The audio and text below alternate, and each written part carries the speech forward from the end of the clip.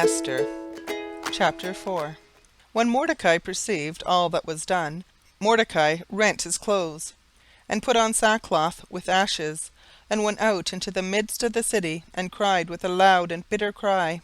And he came even before the king's gate, for none might enter into the king's gate clothed with sackcloth.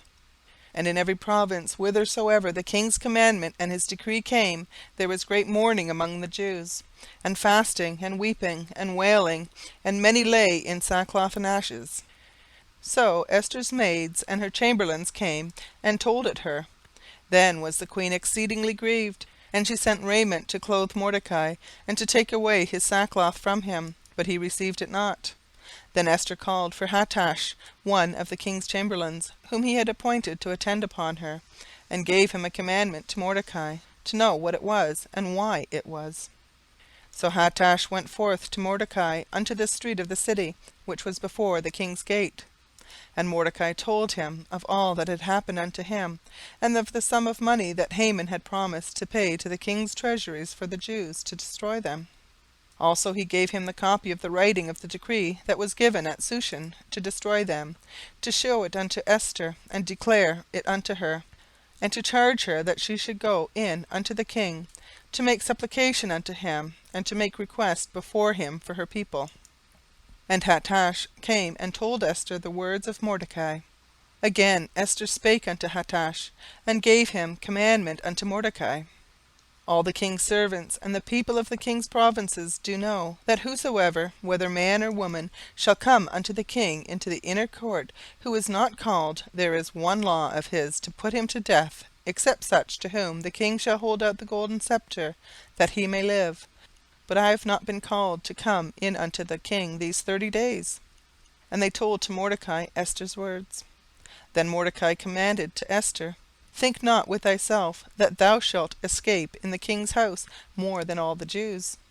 For if thou altogether holdest thy peace at this time, then shall there enlargement and deliverance arise to the Jews from another place, but thou and thy father's house shall be destroyed.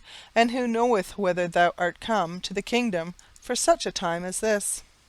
Then Esther bade them return Mordecai this answer. Gather together all the Jews that are present in Shushan, and fast ye for me, and neither eat nor drink 3 days, night or day. I also and my maidens will fast likewise, and so will I go in unto the king, which is not according to the law. And if I perish, I perish. So Mordecai went his way, and did according to all that Esther had commanded him. Chapter 5. Now it came to pass on the 3rd day that Esther put on her royal apparel, and stood in the inner court of the king's house, over against the king's house, and the king sat upon his royal throne in the royal house, over against the gate of the house. And it was so, when the king saw Esther the queen standing in the court, that she obtained favour in his sight, and the king held out to Esther the golden scepter that was in his hand. So Esther drew near, and touched the top of the scepter. Then said the king unto her, What wilt thou, Queen Esther? And what is thy request? It shall be even given thee to half of the kingdom. And Esther answered, If it seem good unto the king, let the king and Haman come this day unto a banquet that I have prepared for him. Then the king said, Cause Haman to make haste, that he may do as Esther hath said. So the king and Haman came to the banquet that Esther had prepared. And the king said unto Esther at the banquet of wine, What is thy petition? And it shall be granted thee. And what is thy request? Even to the half of the kingdom it shall be performed. Then answered Esther, and said, My petition and my request is, if I have found favour in the sight of the king, and if it please the king to grant my petition and to perform my request, let the king and Haman come to the banquet that I shall prepare for them, and I will do tomorrow as the king hath said. Then went Haman forth that day joyful with a glad heart.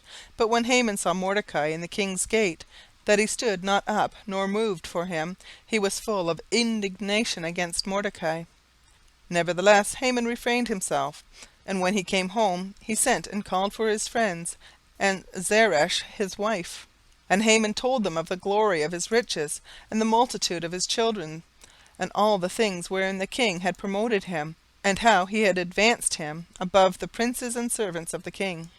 Haman said moreover, Yea, Esther the queen did let no man come in with the king unto the banquet that she had prepared but myself, and tomorrow I am invited unto her also with the king. Yet all this availeth me nothing, so long as I see Mordecai the Jew sitting at the king's gate. Then said Zeresh his wife and all his friends unto him, Let a gallows be made of 50 cubits high, and tomorrow speak thou unto the king, that Mordecai may be hanged thereon. Then go thou merrily with the king unto the banquet. And the thing pleased Haman, and he caused the gallows to be made. Chapter 6. On that night the king could not sleep, and he commanded to bring the book of records of the Chronicles, and they were read before the king.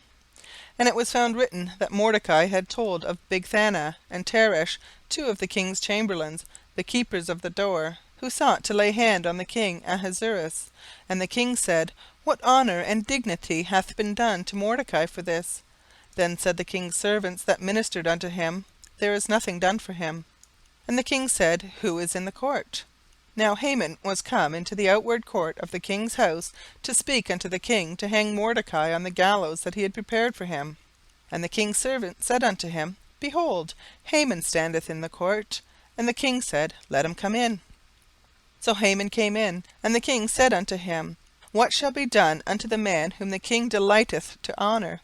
Now Haman thought in his heart, To whom would the king delight to do honour more than to myself? And Haman answered the king, For the man whom the king delighteth to honour, let the royal apparel be brought, which the king useth to wear, and the horse that the king rideth upon, and the crown royal which is set upon his head. And let this apparel and horse be delivered to the hand of one of the king's most noble princes, that they may array the man withal whom the king delighteth to honour, and bring him on horseback throughout the street of the city, and proclaim before him, Thus shall it be done to the man whom the king delighteth to honour. Then the king said to Haman, Make haste, and take the apparel and the horse, as thou hast said, and do even so to Mordecai the Jew, that sitteth at the king's gate. Let nothing fail of all that thou hast spoken. Then took Haman the apparel and the horse, and arrayed Mordecai, and brought him on horseback throughout the street of the city, and proclaimed before him, Thus shall it be done unto the man whom the king delighteth to honour. And Mordecai came again to the king's gate. But Haman hasted to his house mourning, and having his head covered. And Haman told Zeresh his wife and all his friends everything that had befallen him. Then they said his wise men and Zeresh his wife unto him, If Mordecai be of the seed of the Jews, before whom thou hast begun to fall, thou shalt not prevail against him, but shalt surely fall before him. And while they were yet talking with him, came the king's chamberlains, and hasted to bring Haman unto the banquet that Ester had prepared.